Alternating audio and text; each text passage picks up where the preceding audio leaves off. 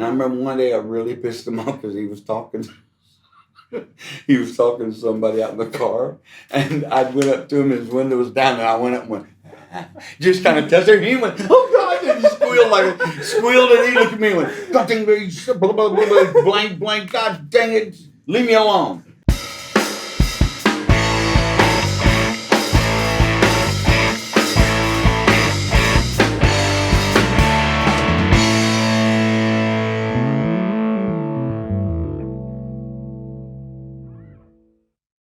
Hello, people of the world. This is another episode of Sam Sessions. We're back here in the South Austin Music Acoustic A Room. To my left here, we got Larry Wilson today. Larry's a dear friend of the store, dear friend of the owner. He's been around, coming in for a long time. He's played with people like, what's that guy's name? Jimmy LaFave. He owned Larryland in Bastrop for how many years? I used to own it. I sold it. Okay, and how long were you at? I owned it for Larryland? 10 years. Yeah. 10 years at Larryland in Bastrop. Larry, what got you into playing guitar? Well, first thing is I didn't get into playing guitar at first. My grandmother whooped my butt and made me tap dance. And I hated it. I hated her forever for that until a little while before she died, when I started doing gigs, I thought, man, my timing's pretty damn good. And it's probably because of my grandmother.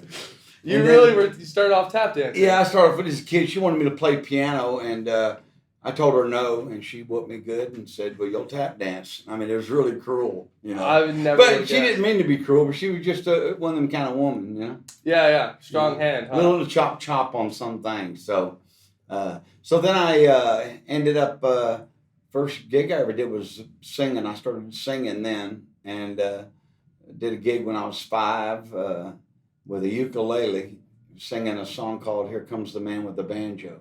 So I kind of give credit to, that's why I get I like all kinds of different instruments, because I was never told the truth about really what I was playing, you know. So, yeah. So you played a gig for your first time at 5 years old? 5 years old. So my first solo album, I had to put the picture inside the sleeve.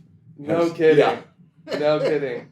That's crazy. I can't imagine doing a gig that young. Yeah. You know, I get nervous at this age doing interviews in front of 2 people. How many people were you playing for? Well, it was a crowded place. It was a daycare center packed with people, and I ended up singing that song. And I remember when everybody stood up and applauded for me, I was like, man, that feels good. I think I'll do that again. Yeah. So, who are some of your influences as far as guitar playing goes? I've had a few. I loved Mick Taylor when he was with the Stones. Even afterwards, singing with John Mayall, that was great. Of course, I like I like even stuff from Al Di Meola, even though I don't play that style. I kind of but my original stuff was probably the blues. I was raised in Houston, so Lightning Hopkins was really popular when I was a kid. And he's still popular now, but I mean, growing up, getting to listen to his music, and I was influenced by a lot of stuff. I actually liked. I did a lot of Mex-Tex music too in Houston. All my compadres and all them I was raised with over there. Okay. I ended up doing Spanish music, so I got cultured with a lot of stuff. But I actually really loved the blues, and I'm just trying to think of it. You know, I love rock cooter. I love a pretty good variety of stuff, you know. Mm-hmm. So have you've released a couple originals, is that correct? Have you done a full album? I've got a few albums out, and if we can call them that, CDs. Yeah. And I've played with that. I mean, I've got probably I got 4 or 5 personal records of mine, but I've played on a bunch of other people's stuff. So okay, cool. You know. What are some of those other people you played with on their albums? Well, you'd mentioned Jimmy LaFave. Right, I was with him on the road for about 17 years, and played some with Jimmy Carl Black, who was Frank Zappa's drummer with the Mothers of Invention. He was the Indian of the group, and he was a badass player. And but he was lead singing in this band, and had a really good time with him. I toured with Lavelle White. She's one of the greatest blues players ever, especially out here out of Austin. And the list goes on. I mean, there's a bunch of folks. Yeah. I've been fortunate to do that. I imagine if you started at 5, you've probably made your rounds all over. Yeah, that's exciting. and to mention, what was really fun was cutting my teeth when I was between 14 and 16 playing all the old ice houses in Houston, because the old ice houses were, there used to be ice houses back in the day until they came out with refrigeration. And so they turned them all to beer joints. And so I was a young kid, and I was making $40 to $70 a night. Playing for tips in my little old group and having a lot of fun and learning a lot of stuff. I'd have 4 strings left on the guitar, and it just didn't scare us. Where now you break a string, it's a total panic.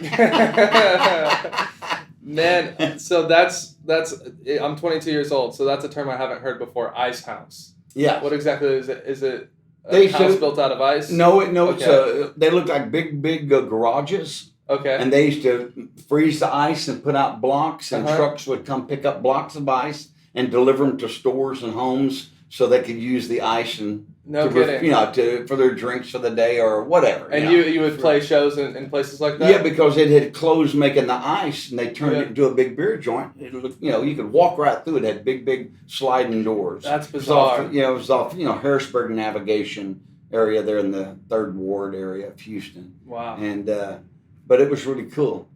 I feel a little guilty sometimes because I took a couple of old men's jobs there because the lead on a certain country song they whistled it. And then when they seen the little kid like me playing it, they were like, man, I want him to play. So I felt a little guilty about that. But yeah. Tough not to outshine. They were getting free beer. I was too young to drink. So they were getting free beer, so they had to go.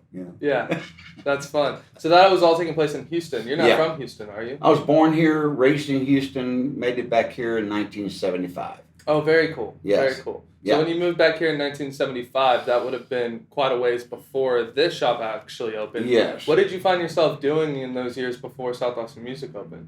Playing. Yeah. Yeah, I was just playing a bunch. And did you do gigs over on 6th Street? Oh, 6th Street. From 311 Club to Joe's Generic,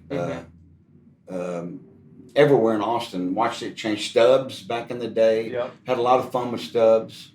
How do you feel about what the music scene was like then when you were gigging and how it is now? Well, it's been so many changes. It was just easier back then. You could park anywhere you wanted. Right. You get nobody, nobody hassled you, man. It was just a little bit different. It's hard to explain. There were so many changes, but it's just different. Yeah. It's different now. A lot more people. It's easy to pull up the Thread Guild somewhere, park, and just play and. Or even on 6th Street, though, it was still easier. You didn't have to, stop your car real quick, unload, or go park it and bring it back on a dolly. I don't know how they do it now. But back when the changes came, it was all, and then you better have your own dolly because your part stopped out there unloading. So it was just more of a hassle in a sense. Right. But, playing's playing, though. When I play, it don't matter if it's now or then, you play, and people come there to listen and have a good time. Yeah. So, no matter how you get there or not. But that's the biggest change. Right. At what point did you find yourself walking into the doors here at South Austin Music? I remember coming in here, it's been probably well over 30 years ago. I remember coming in here and Billy had just a small space. And he had maybe 24 strings on the wall.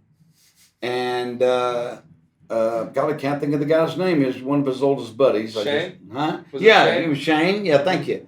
And there's Shane. And I just walked in and got to know him. And me and Billy hit it off. And, man, we've had some good times. Yeah. Yeah. So Shane was working here. That was the early years. Yeah, that was right when he hadn't been open long. And I came in to see what he had. Right. And liked them both. And ended up coming back and hanging out.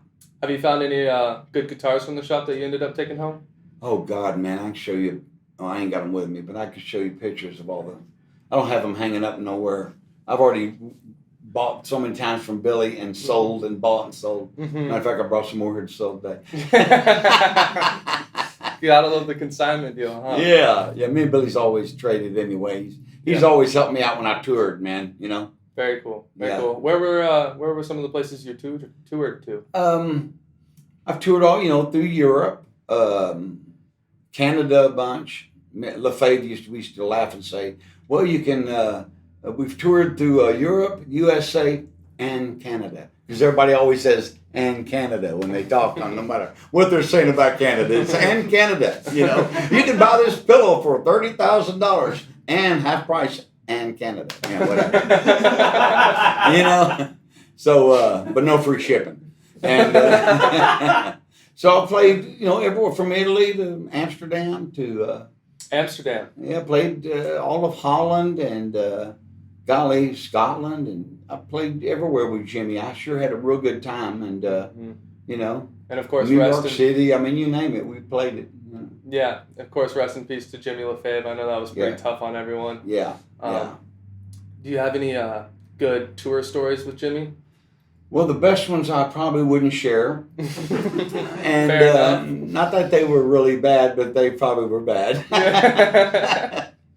PG-13. PG-13. Yeah. Well, I do remember, I better not tell you that one. Let's see. The musician to get mad at me. Yeah, me and Jimmy were the ones that stayed up the latest and talked. And so... I tell you what, I'll come back to that. Let me think of. I've already thought of 5 stories, and I just can't tell them. Damn it! And ain't that we were bad. It's just them were bad stories. But probably one of the better times I've remember with Jimmy was up in Northern California doing a concert with Jackson Browne and Steve Earle and Joan Baez and. That was one of the scariest moments too, because we were on stage and everybody was kind of waiting for Jackson Browne to show up in his bus. When we're playing a Jackson Browne song, Jackson Browne comes on this side of the stage, and it was my lead time solo, and he just stopped and had his arms like that, and he stared at me, and I had to tell myself, man, listen, you're on your house in a couch. Close your eyes. Don't even worry about it. And I must did good. Everybody clapped, and he got me to do a songwriter in the round with him later. No kidding. Yeah, so that was one of the funner times I've had with Jimmy, and going on a golf cart through that place, and the guy taking this big old dude with long hair. He got 4 or 5 rattlesnakes, because we was in rattlesnake country in California. And he's like riding around them, killed. I guess they're going to cook them. I didn't know what in the hell I didn't ask him.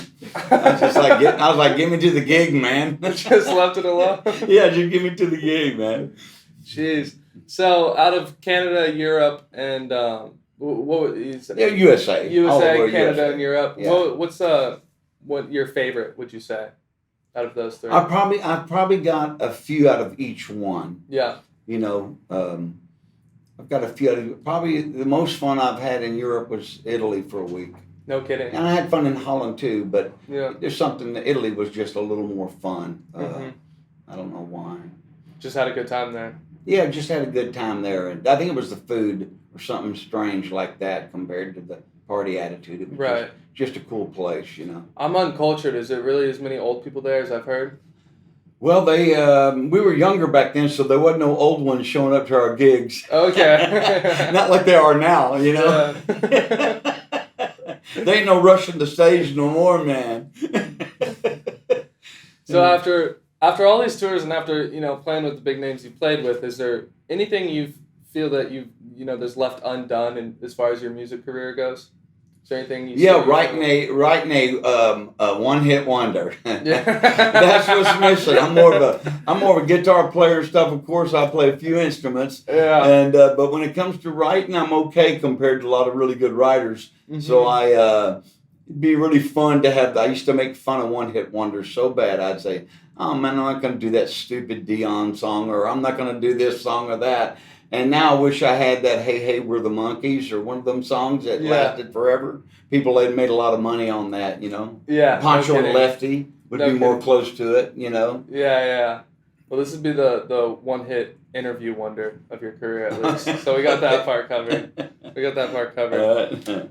So at what point in your career did you decide that you wanted to open up your own music shop? Well, tired of the road. Right. It's like any other thing. It's naturally. Yeah, it's not all tits and champagne, and but it's one of those things to where you can get a little tired of being away from home. There are certain people that didn't. Jimmy didn't. LaFave, for an example, a prime example, he didn't get tired of the road. I mean, he'd get worn out a little bit, but I'd feel like sometimes. So I'd play with him for a year and then quit for a couple of months, and so I decided this time I'd quit for a long time.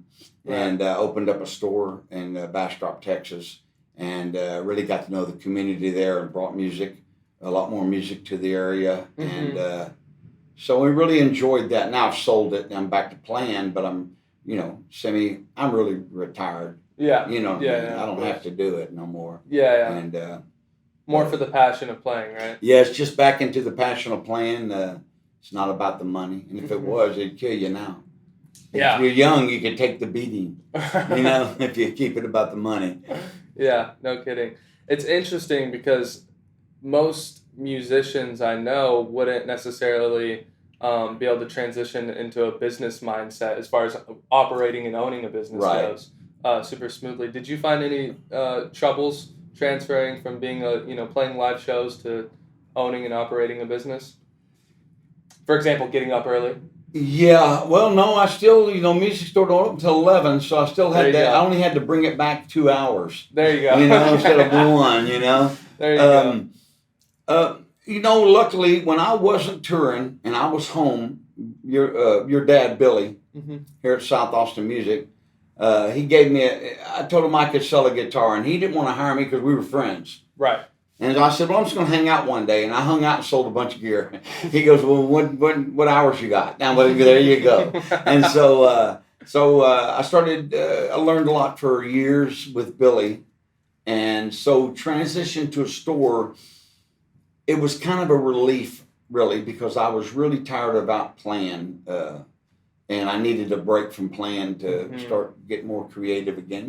Just the whole thing. So it was fun to shift gears. So there were some things missed, but it was so hard getting a business going that you didn't have time to really feel bad of what you don't have no more. Because you got it right in front of you and you got to make it work. And so I really enjoyed that. And I like people, so I was around a lot of people and met the whole counties and stuff. So, which made it really good. And brought a thing called Picking on the Porch to Bastrop. So I didn't stop playing, but for 10 years I had Picking on the Porch, and it was really great because everybody, even people from Europe that were visiting, loved it so much that when they'd come, they'd time it to come and sit in on my circle of players. So that was a lot of fun, Yeah, no kidding. So you talked about, you did work at this shop, South Austin Music, for a little bit of time, is that right? Yes, How long were you here for? Off and on, probably 10 years. No kidding. Yeah. And did you enjoy working here? Oh, love working here. Yeah. Yeah, I loved it. Yeah, very cool. So you said that, at first Bill didn't want to hire you because you guys were such good friends. And as far as I understand it, he considers you a blood brother. Yeah. What kind of things do you think bonded you guys so close? Probably first of all, because we're two different people. Billy's got enough left brain to make it happen, but he has got just enough right brain to make it happen too. And I'm the opposite. I got a lot of right brain to make it happen, just a little left brain to understand. Two sides of the same coin. Yeah, exactly. Two sides of the same coin. Yin and yang, man. I just love Billy. Me and Billy's had knockdown drag-outs. I mean, my God, we have fought it indifferent. We have cussed each other out and spit in each other's face. And man, you're cool. You're too much business, asshole. Well, no, Larry, you're going to bring it back. This is about this. And fuck you. Me and Billy had some tumbles, man. I mean, we'd have to be out on the motorcycles and have to pull over and park them and get in each other's face, And thank God he never just grabbed me and set me on the floor and killed me, But no, me and Billy we agreed to disagree, and to this day we still do. Yeah. And it makes the best thing, man. It's really a lot of fun with Billy because we don't totally see the eye to eye, but we do have a lot of eye to eye too, We have a lot in common also. Yeah. Got through the egos to make it happen. Right. Right. Right. Put them in your pocket, Man, I would pay, I think, everything I have to see one of you guys cuss each other out. That sounds like a good time. Oh yeah, I remember one time Billy was sitting out in his car. Billy always scared me, so I'd put a guitar up and he'd make me jump for it. He'd go, and I'd go, oh. And I'd say, Billy, quit that shit, man. And he was always scaring me. And I remember one day I really pissed him off because he was talking to somebody out in the car, and I went up to him, his window was down, and I went up and went, just kind of tested him. He went, oh God, and he squealed, and he looked at me and went, God dang it, blah, blah, blah, blah, blank, God dang it, leave me alone. I said, okay, I'll wait till you get inside, Billy. Then I went up and hugged him and kissed him on the face and told him I loved him.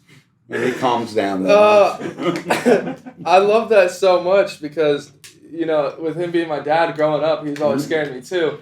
And it got to the point to where whenever I was coming around a corner in the house or something, I would smack the other side of the wall because 50% of the time he was on the other side of the wall. That's right. He was there. And God. But then once you get him back, he's like, Oh yeah. Once you get it back, he's like, God dang it. And he'll try to be cool, but he don't want to because he was a businessman. Yeah, that's awesome, man. I love hearing that. Yeah. That's so cool. I've had a lot of fun, Billy. Yeah, no kidding. How much time have you spent around, younger, new and upcoming guitar players? Well, I'm old enough to, been around long enough too, I remember when David Grissom first hit town. No kidding. Oh yeah, I remember playing Antones. I was, playing with Junior Franklin back then, and we were opening up for Buddy Guy and having a lot of fun. And that's when I first met David Grissom. And I think I met him right before he got with Joey Lee. I can't remember. And, But so I've seen a lot of young players that have come up in here, Dole Brown Hall, all them young guys. Wow. And I know Charlie and all that, Sexton.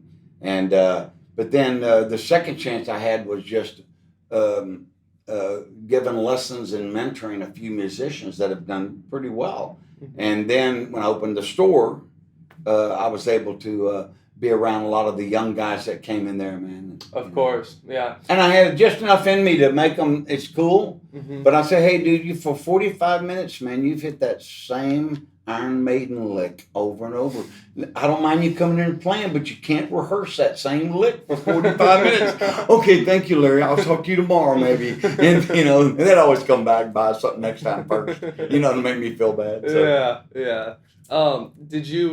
Have you given advice to any of those people in the past, and is there any kind of advice you'd want to give to a young player now? Yeah, first thing I'd probably say is you're not at the party, that you're the player at the party.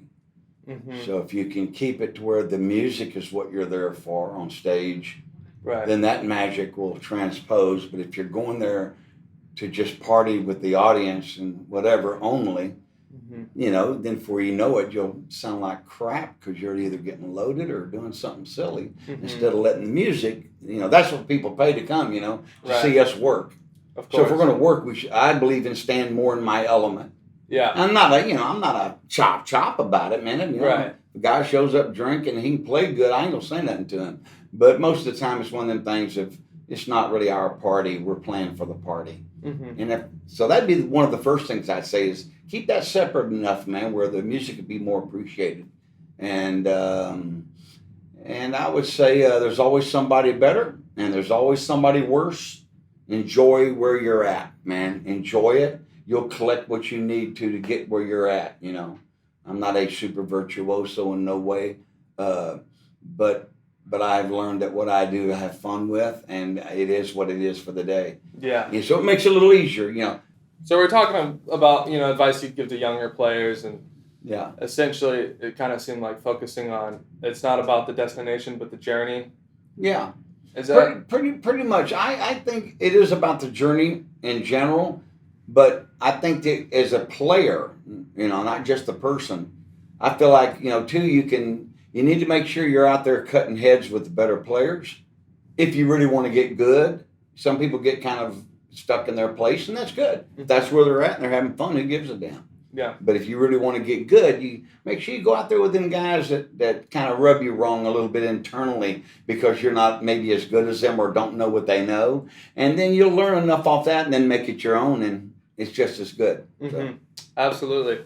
Yeah, I love that. What talking about giving advice and stuff, you can only give advice when you've kind of been through it yourself. Are there any lessons as far as, being a musician goes? Are there any lessons that you've had to learn the hard way? You mean, are we talking musically, right? Musically and life in general, yeah, either way. If we keep it musically, God, that's a hard question, man. Yeah, handshake deals maybe? Have you ever had like a handshake deal go the wrong way? Oh man, I mean, I can tell you, I've been ripped off. I have, I've not got paid for a gig. Yeah. I can tell you all kinds of stories like that. But what kept you going? Like, let's say after time playing a gig, you got ripped off. Was that completely like detrimental to you? Did you find it in yourself to just keep playing and know that? It just made me want to play more and make sure I set myself up different next time. Right. It's like some people blame the gambling table because they took their whole check there, and they say them gamblers are thieves. Well, if you'd have took just 20% there, said I lost a little, but I sure had fun. Yeah. So it's that kind of thing, Absolutely.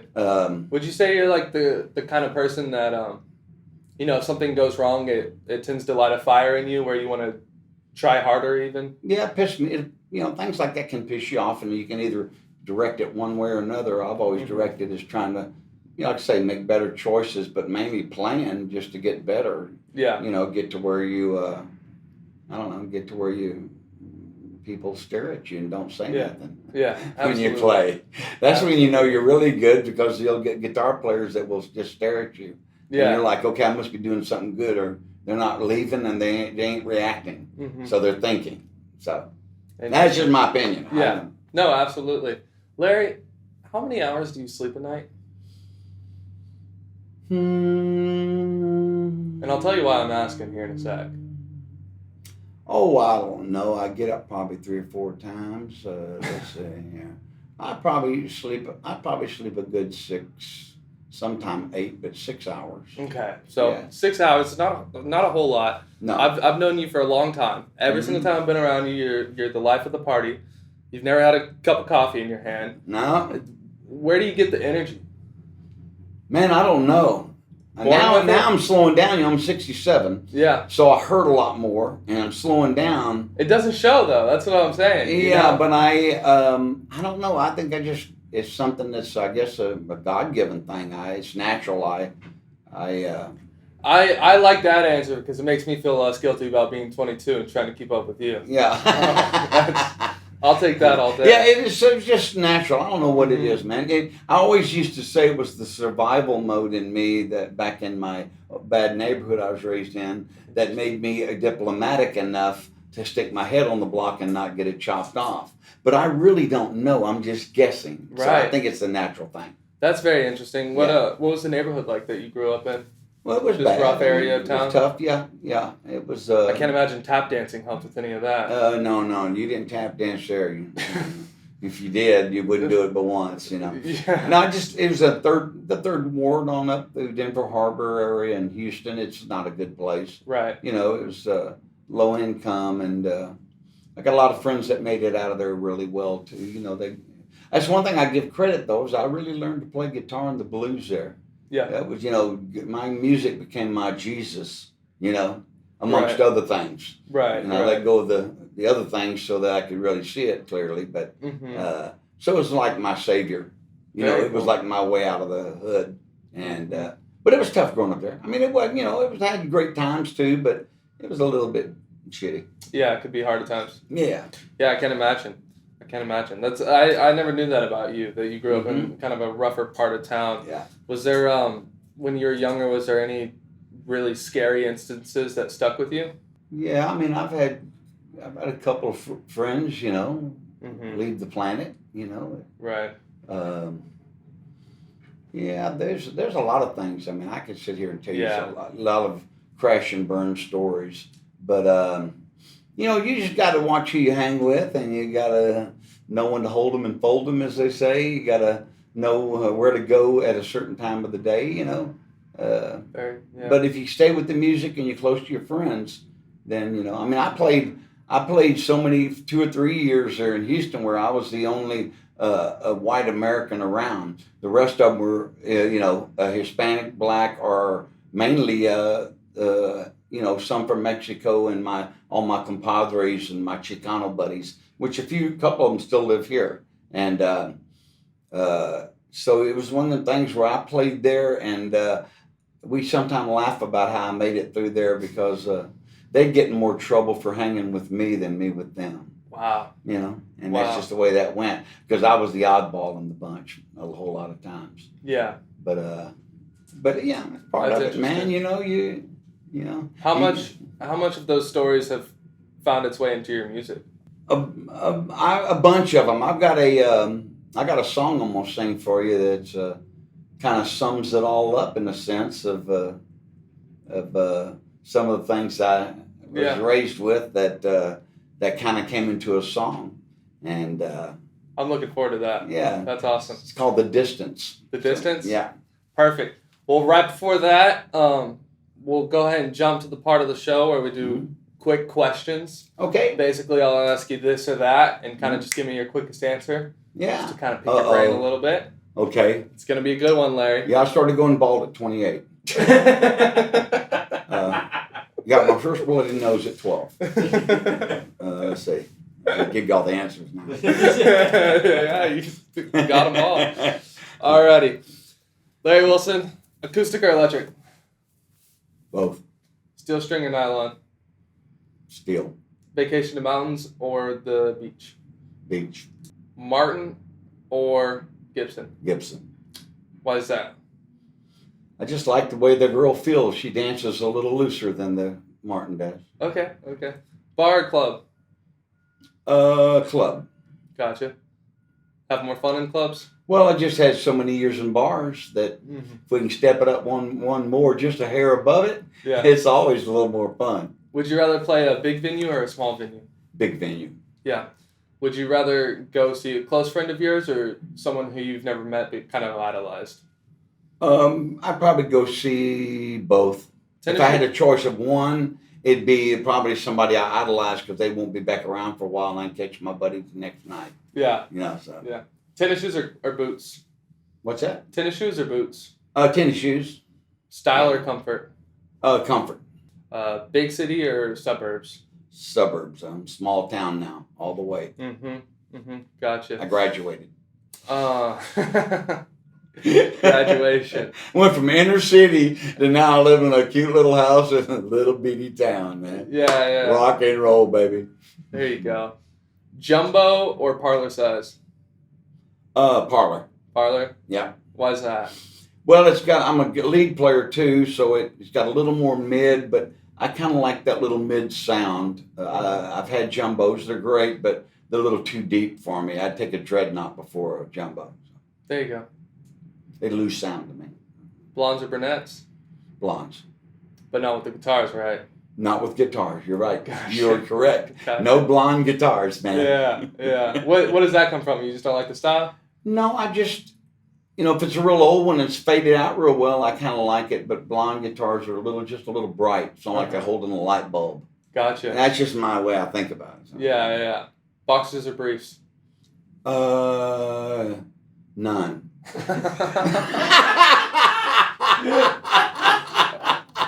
I must have a few people that now, and they all say none. But am I doing it wrong by wearing underwear? I'm genuinely asking. No, you're doing good. But of course, I'm messing with you. So okay. So briefs one day and the next day boxers. Okay. Yeah. Keep switching it up. Yeah, I keep my tan line. There you go. Tacos or pizza? Tacos. Tacos all day?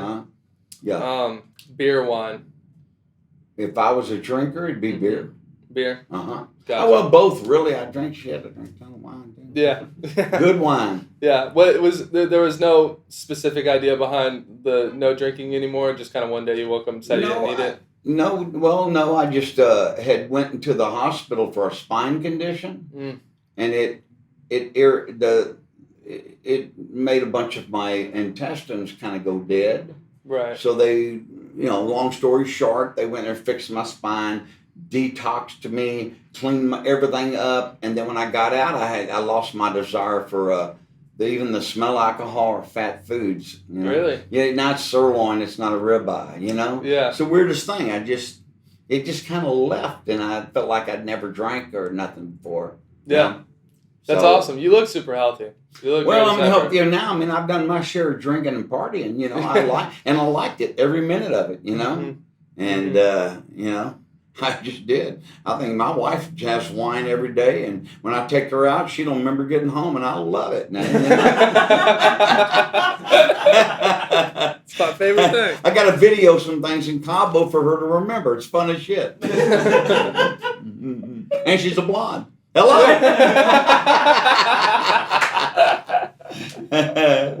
Oh, that's good. Car or SUV? Car. Okay. Truck or car? A truck. Yeah. Yeah. I drive a truck. And I got a sports car, but I drive my truck mainly. Very cool. What's the fastest you've ever gone going down the highway? 140. No kidding. Whoa! Yep. Where at? On the border, past Twisted Sisters. I was out there with a buddy of mine that's a crazy Irishman on a BMW. And the story is this, my Triumph broke down before I left my house on this run. And so a neighbor went over and got his BMW 1200 KZ and said, you can borrow my bike. And I was like, great. Well, this bike's a monster road bike, you know. Uh-huh. When I got up to 140, I didn't know I was going 140. And everything got quiet and quick. And I said, you know, but I thought I was going about 100 when I last looked, about 140. We'll make sure the police department sends you a ticket in the mail for that one. Yeah. Well, I never did. That's fine. They can. I'll hang it, take a picture of it and hang it up as a trophy. But I tell you what, I knew right then when I brought that bike back that I didn't need to go out and buy a bike like that because I would kill myself and not even know it because it was that quick. And you've done like quite a few motorcycle rides. Yes, I have. I've done a bunch of runs. South Dakota. Just lost the name of it. Tip of Florida. Hello. Key West. Excuse me. Key West. Okay. Me and my wife rode together to Key West and back, man. What's your favorite kind of bike? Yeah, I mean, you know, I got a Ducati right now, but I'm not riding anymore. I like it. I like different bikes, like guitars. So you realized you didn't need to be going so fast on a motorcycle, and you went and bought a Ducati. Well, no, I went and bought a trike, Harley Davidson. Okay. And that's when I went and started running, you know. I mean, on a trike, man, you can pack it up so much. You know, 2 guns, whatever you need. You're on the road protecting yourself, leather, you know. And just don't drive over 5 hours at once because it would tick your wife off if she's on the back. Because that's a long way on a bike. It don't sound like it, but it is. Yeah. So, okay, what was that song you were talking about earlier called? It's called The Distance. The Distance? And the way this story came out, the way this song came to be, is what I meant to say, is that me and a buddy of mine who's a really good songwriter, Michael Elwood, we were up all night, and I was telling him stories about what I'd kind of been through this and that, and he ran home and he came back with a rough draft in 30 minutes. He said, man, I got home, this tormented me. I wrote this down. So we finished that song up before noon that day. We was up all night. And wow. So it's kind of a fun song, you know. Some people don't. I'd love to hear it. I think we're probably all ready to hear that song. Are you sure? Yeah, let's do it. Let's do it. I'm going to do a little song here. Kind of has a little flavor of what I've been through in this old world. So we'll try it, all right?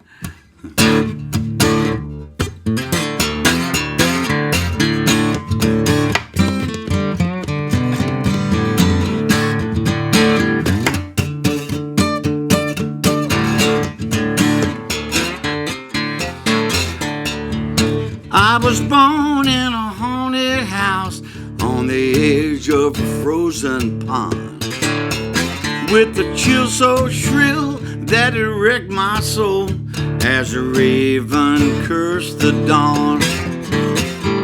Cut my teeth on chicory tea, threw in a little devil's horn.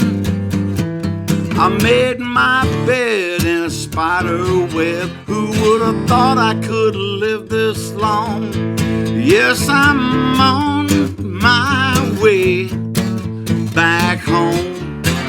Don't you know, I went the distance with the devil. Ain't nothing gonna scare me now.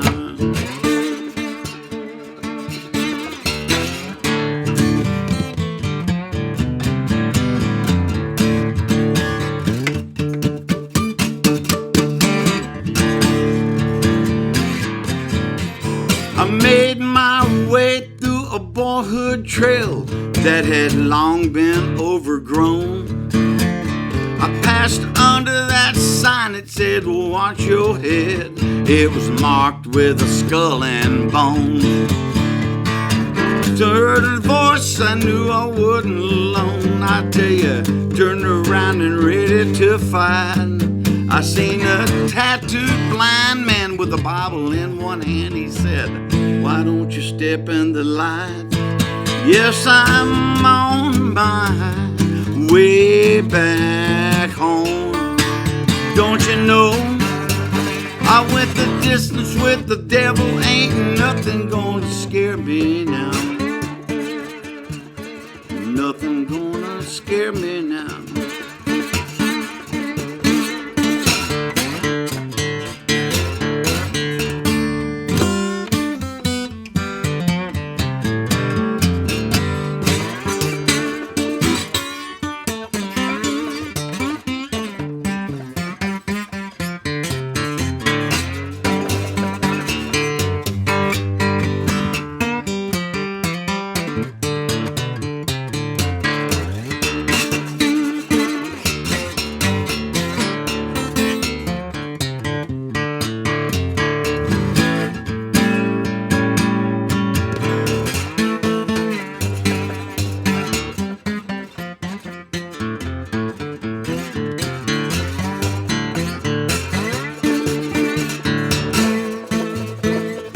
I put my fears behind me as I stepped inside, and I remembered all the demons were gone.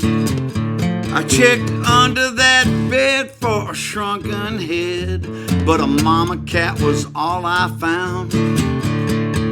Heard a voice, I knew I wasn't alone. I tell you, turned around ready to fight. I seen that tattooed blind man again with a Bible in one hand. He said, boy, why don't you step in the light? Yes, I'm on my way back home.